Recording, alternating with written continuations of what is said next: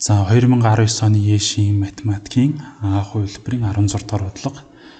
За Px болон Qx олон гишүүнүүдийн хооронд нь хуваагаад гарах үлдэгдэл аль нь вэ гэсэн байна. За тэгэхээр энэ хуваах үйлдэлийг бол хэдүүлээ яг тоог хуваадаг маш төстөөгөр хийдэг. За эхлээд энийг хуулаад бичье. За нэмэх нь 8x хасах нь 9-ийг хуваах нь 2x-ээс хасах нь 1. За тэгэхээр хуваахтаа бол одоо энд өгж байгаа тоон маань эхний хамгийн ахмад гишүүний үржүүр нь энэ ахмад гишүүнтэй тэнцүү байгаад энийг л устгах хэрэгтэй. За тэгэхээр энд бол жишээ нь 2x-ийн квадрат гэдэг өгөх юм бол энд хасах тэнэг тавиад 4x-ийн куб гишүүнчлэн үржүүлж байгаа хасах нь 2x-ийн квадрат. За ингээд хасахаар энэ бол ингээд устчихж байгаа.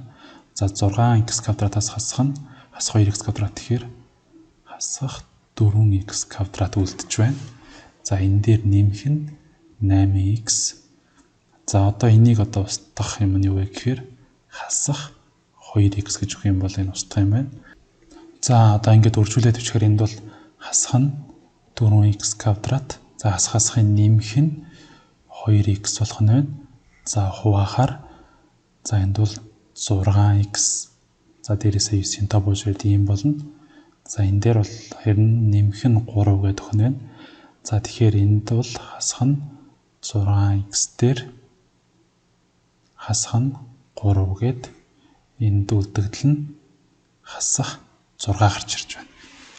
За тэгэхээр энэхүү одоо бодсон юм маань ерөнхийдөө юу болч байгаа гэхээр